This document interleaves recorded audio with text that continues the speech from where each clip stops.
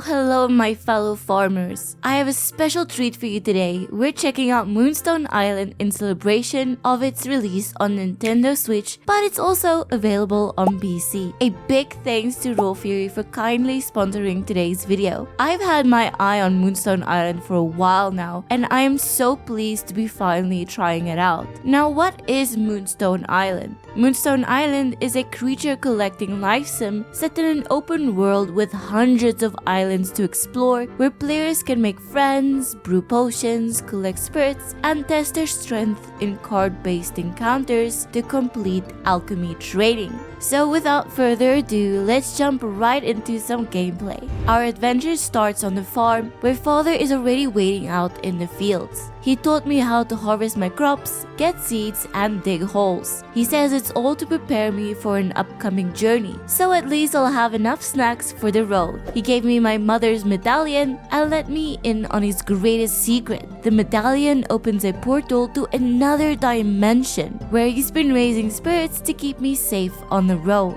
I had to pick between a fire sheep, an earth lizard, and an extra life bee. Without hesitation, I chose the sheep. Maybe we'll even find some pants along the way. Back on the farm, a wild gremlin suddenly appeared. Come on sheep, we gotta get him. Okay, so you have energy points per turn and a variety of moves at your disposal. My sheep broke through the gremlin's defenses and burned it to a crisp. Father then took the opportunity to tell us that wild spirits can be tamed. Well, thanks Dad. Sure wish you could have told me that before I burned the first one I saw. I went by this beautiful plant-filled farmhouse where Mom reminded me to eat a healthy snack after battling spirits. She told me about her medallion, which is basically a crystal Pokeball for 3. It seems that we will get more spirits. We'll be able to build a cozy barn to house them in. Thanks Mom, I'll miss you. It looks like I'll be spending a year away to learn to become an alchemist.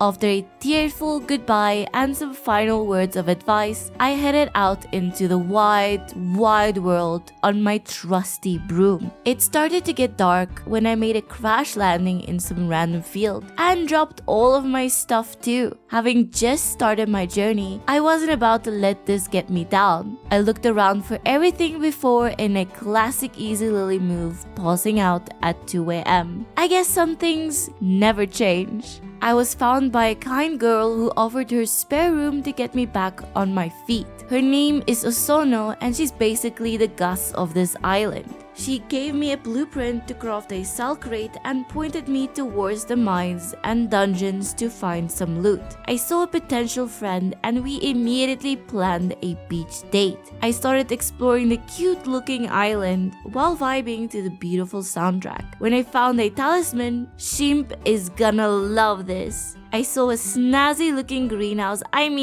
home, and encountered Ophelia. Naturally, she asked us to bring some seeds to grow and eventually sell. Sounds good to me. I went exploring some more and stumbled upon a dungeon entrance. Hope you're ready for some action, sheep. I cleared some space around for my tent, which came with a chest for me to store everything. I took a quick dip in the nearby springs and crafted a balloon. You never know when you might need a balloon. Of course, I got distracted by passing islanders who I just had to meet first. One of them even taught me how to craft the spirit barn I heard about earlier. This is just perfect. I also met the appropriately named Farah, who encouraged me to find some mines to collect ore and metals. While collecting resources, I found a moonstone. Okay guys, I guess we can pack it up. Roll credits. There was no way I was gonna pass out again, so I slapped on my PJs and went to bed super excited to go dungeon crawling. Shockingly, day 3 was a rainy day. If I had a fishing rod, I would definitely be out hunting for catfish right about now. Instead, I planted my seeds and headed down. Turns out, I immediately needed the balloon to float into the dungeons. I fought through a puzzle and tamed a very cool slime. Welcome to the gang. It just got a little bit cooler. Shimp wasn't too happy about that, so I let it burn a mumbleweed.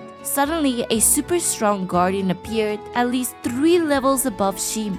Cool Slime bravely blocked the Guardian strike before they stunned it and sent it packing. This battle made me really glad I took the time to prepare for this run, and my spirits were just rolling in XP. I could already craft an 8-tile sprinkler quite early, so that's a nice farming boost to have in the early game already. Since I saw a bunch of new spirits and even tamed the cool slime, I shared my findings with Zed the scientist. He gave us over 1,000 gold for our research, which is just amazing.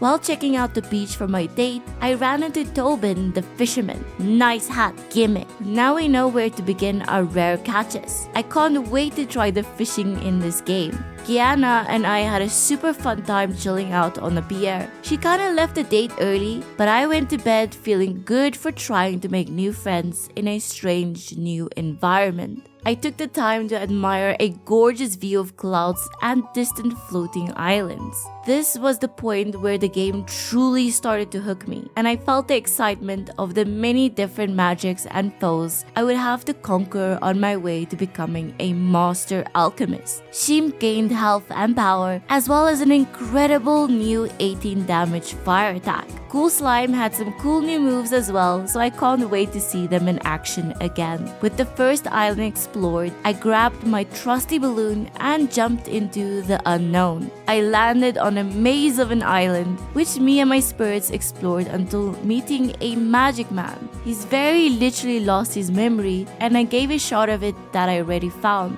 before teleporting back to our starting island. I ran into Gianna, who was prepared to give our date another shot. This time, I took a balloon ride up north, still searching for that second dungeon. Thankfully, this island had one, as well as a treasure map with a big ol' X on it. I couldn't reach the dungeon without building a fairly long bridge, so I'll have to remember to gather some wood before exploring new islands in the future. While smashing some stones, I found my very first mine. Luckily, I had a bunch of fruit on me, so I had the energy to gather as much ore and stone as I could carry. Also, this town ain't big enough for the 2 cool slimes, partner. I popped some stone in the cell bin before spinning into my pajamas once more. What a fun day. I had enough wood to finish the bridge to the dungeon and saw another guardian sitting in the entrance. I guess I'll see you later, mister. Sure enough, he blocked our path almost instantly. Cool Slime casually got deleted by a bunch of chomps, so it was all down to Shimp.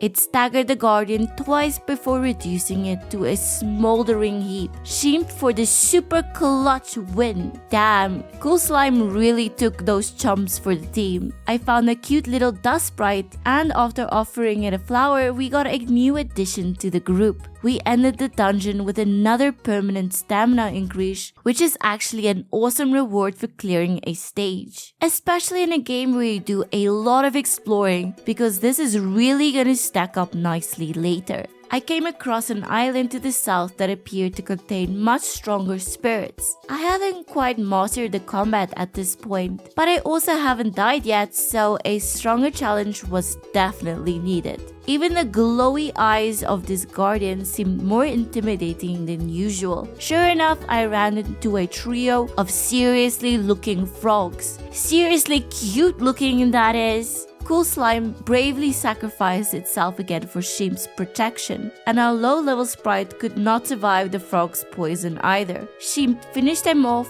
of course, with its usually fiery moves. Take that, you amphibian foes! Now that I think about it, it could be cool to add a frog to my little troop. The level 11 guardian shook the earth beneath its feet and even had 2 shrumpkins backing it up. By the time they fell, Shimp had gone one-on-one with the boss again. This guardian came down hard with its poison attacks, and I was down to my last healing lily pad. With only 6 health left, Shimp staggered the guardian and set it ablaze. In a taunting move, Shimp used its flames to heal a little before laying waste to the boss' remaining health bar. As a side note, I'm really in love with the background for this end of day stats. Little things like this immerse you in this world, and I really felt like that beginner alchemist taking a break from the world to write down their daily finds. That brought our first week at Moonstone Island to an end, so I decided to play one more day to explore a few more things. First of all, just look at all that house upgrades. I can only imagine how far we will go from living in our barely furnished tent.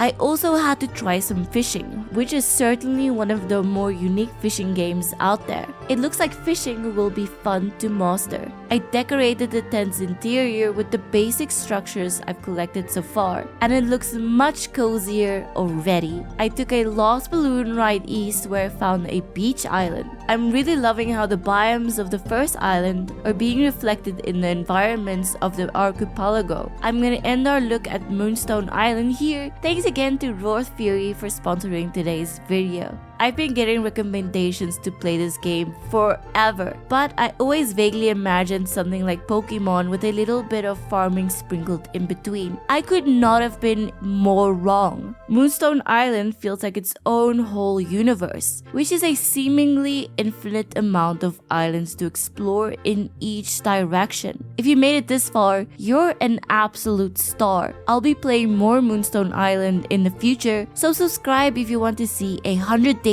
of this charming adventure. Feel free to check this world out for yourself by clicking on the link in the description. You won't regret this cute little monster collecting sim. Thanks for watching this video. Your support means the world to me and lets me do what I love the most. Subscribe for more Easy Lily and I will see you in the next video.